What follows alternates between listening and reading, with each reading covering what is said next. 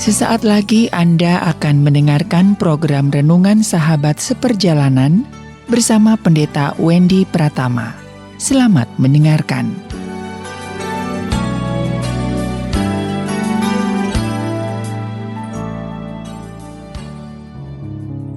Selamat berjumpa kembali dalam layanan audio Sahabat Seperjalanan. Hari ini adalah hari Minggu 26 September 2021. Tema renungan kita dan saat teduh dengan judul Apa itu 666? Apa itu 666? Firman Tuhan terambil dalam Wahyu 13 ayat yang ke-18. Demikian bunyi firman Allah. Barang siapa yang bijaksana, baiklah ia menghitung bilangan binatang itu, karena bilangan itu adalah bilangan seorang manusia, dan bilangannya ialah 666. Mari kita berdoa. Bapa yang di dalam surga, ada banyak hal di dalam Alkitab yang sulit kami pahami jikalau kami tidak baik-baik belajar kebenaran firman Allah. Bahkan tatkala kami baik-baik pun belajar firman Allah, ada hal-hal yang tetap menjadi sebuah rahasia yang kami tidak pahami dan hanya Tuhan sendiri yang tahu, dan tatkala dicerahkan, dijelaskan kepada kami, barulah kami mengerti. Di dalam nama Tuhan Yesus kami berdoa, amin. Shalom sahabat seperjalanan yang dikasihi Tuhan. Tatkala saya mengirimkan sebuah pilihan tema renungan, apa yang dipilih para sahabat seperjalanan di grup WhatsApp saya, di teman-teman WhatsApp saya, memilih apa itu 666. Ada yang mengatakan, Pak Pendeta, ini temanya seru, temanya menarik, dan kemudian ingin tahu apa artinya. Sahabat seperjalanan yang dikasihi Tuhan, kita pahami dengan jelas bahwa di dalam kitab Wahyu itu juga tidak terlepas daripada kondisi sejarah yang ada pada saat penulisan kitab Wahyu oleh Yohanes di Pulau Patmos. Ayat ini berbunyi, barang siapa yang bijaksana, baiklah ia menghitung bilangan binatang itu, karena binatang itu adalah bilangan seorang manusia, dan bilangannya ialah 666. Sahabat seperjalanan, sebelum membahas tentang makna daripada ayat ini, kita perlu pahami bahwa di dalam kitab Wahyu disebut dengan kitab apokaliptik. Kitab yang sebetulnya sesuatu yang dikatakanlah yang belum terjadi, tapi itu dinubuatkan. Yang belum terjadi, sehingga ada banyak hal rahasia juga kita tidak pahami. Ada hal-hal bagian tertentu yang kita bisa pelajari. Dari para penafsir mengatakan makna daripada 666 itu berkenaan dengan seorang kaisar namanya Kaisar Nero, yang sangat kejam, yang sangat jahat. Jadi Kaisar Nero itu sangat kejam, sangat jahat, sehingga ada sebuah istilah, akar dari segala kejahatan adalah Nero Kaisar. Sedemikian jahatnya sehingga tidak ada orang yang berani menyebut nama Nero Kaisar. Tidak ada yang berani. Sehingga tulisan 66 itu adalah sebuah identitas yang dikenakan kepada Kaisar Nero. Dan di dalam bahasa Ibrani tatkala membacakan 666, itu bunyinya dikatakan dari satu penafsir itu mirip dengan sebutan Nero Kaisar. Jadi 666 itu dikatakan di dalam Alkitab karena bilangan itu adalah bilangan seorang manusia. Jadi rupanya ini bukan kait-mengait dengan setan, tidak. Tapi bilangan seorang manusia, bukan satu roh, bukan setan, tidak. Seorang manusia itu penafsir mengatakan itulah Kaisar Nero yang sangat kejam, yang sangat jahat. Kekejamannya tentu adalah kesukaannya dengan darah, yang kesukaannya adalah membunuh. Sehingga itu kemudian identitas Kaisar Nero ditulis dengan 666 dalam tulisan Ibrani. Semoga sahabat seperjalanan pada saat di titik ini kita bisa memahami tentang makna 66. Lalu apa yang kita pelajari daripada setelah kita tahu hal ini?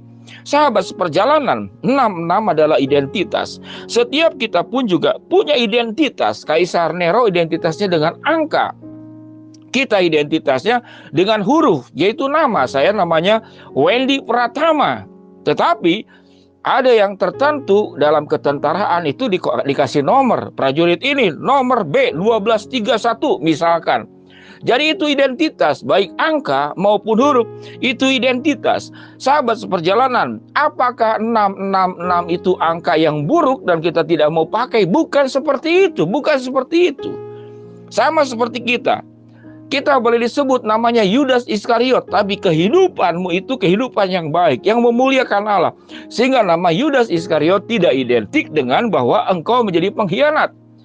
Di Meksiko dan di negara Amerika Latin, ada orang yang berani menyebut nama Yesus. Itu hal yang sangat biasa. Di kita tidak ada yang berani. Tetapi bukan berarti kalau sebutan nama Yesus dikenakan kepada seseorang, langsung kemudian esensi dirinya, karakternya, kehidupannya menjadi kehidupan Yesus. Tidak. Jadi angka 666 maupun 77 mau 88 termasuk juga sebutan-sebutan nama dari abjad A sampai Z, dari huruf 0 sampai 9, itu adalah identitas. Sama dengan handphone kita. Kita punya nomor handphone, itu identitas. Kita kalau mau ke ATM ada namanya PIN 6 huruf, 6 angka. Itu pun juga identitas. Tapi identitas, nama itu tidak menentukan kualitas seseorang. Kualitas seseorang itu akan menjadi baik, akan menjadi luar biasa tatkala dihidupi. Sahabat seperjalanan yang dikasihi Tuhan, kita boleh diberi namanya Daud, tapi bisa juga menjadi orang yang pengecut. Sementara Daud tahu dengan jelas yang gagah berani melawan Goliat. Kita bisa disebut siapapun namanya.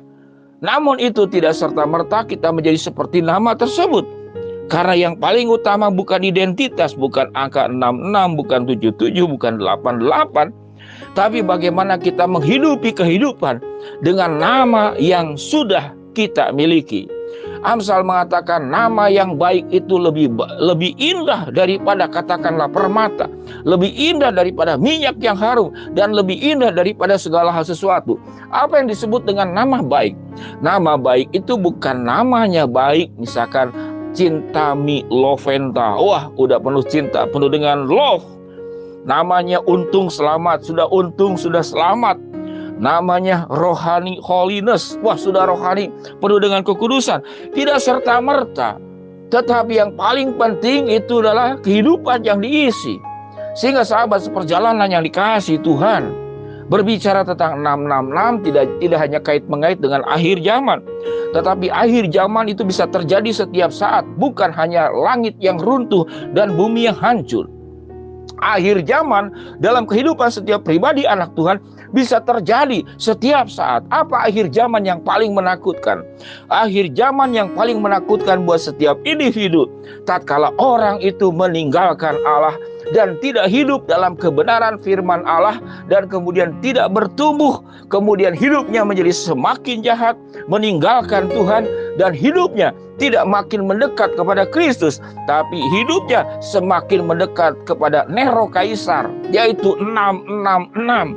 Hidupnya semakin jahat, haus darah, keinginannya menghancurkan, merusak, dan keinginannya tatkala semakin banyak penderitaan di dalam kehidupan manusia, dia semakin bahagia, dia semakin bersuka cita.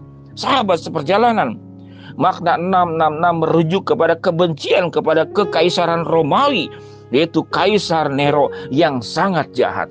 Jadilah pribadi yang tidak menjadi pribadi 66 dalam artian pribadi yang jahat, tetapi kita menjadi pribadi seperti Kristus. Apa itu kalau Kristus? Yaitu tambah. Karena salib bentuknya seperti tambah dan kaki bawahnya itu semakin panjang. Jangan menjadi pribadi 6, tapi menjadi pribadi tambah. Seperti salib yang terus bertambah baik, bertambah kehidupannya semakin bertumbuh dalam Tuhan. Karakternya diubahkan menjadi semakin memberkati. Sahabat seperjalanan, jadilah tambah. 3 salib berurutan, dan jangan menjadi 666 seperti Kaisar Nero yang sangat jahat. Mari kita berdoa. Bapa yang di dalam sorga, siapapun nama kami, maka yang terpenting adalah bagaimana kami mengisi kehidupan itu menjadi benar di hadapan Tuhan. Kami akan mengalami akhir zaman tatkala kami berhenti untuk bertumbuh, untuk menjadi lebih baik, bahkan menjadi semakin jahat seperti Kaisar Nero. Jauhkan hidup kami dari hidup yang seperti demikian. Hamba-Mu berdoa, yang sakit Tuhan sembuhkan, yang sedang menghadapi masalah bukakan jalan, yang sedang berdoa memohon sesuatu, Tuhan kabulkan sesuai dengan waktu-Mu. Di dalam nama Tuhan Yesus kami berdoa. Amin. Shalom sahabat seperjalanan yang dikasihi Tuhan. Jangan seperti Kaisar Nero. 666. Jadilah seperti Kristus. Tambah. Bertambah baik, bertumbuh menjadi semakin luar biasa, dan Tuhan dimuliakan. Shalom, Tuhan memberkati kita semua. Amin.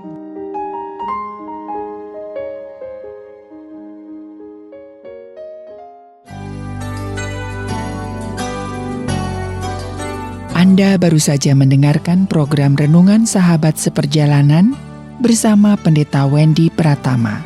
Terima kasih atas perhatian Anda. Tuhan Yesus memberkati.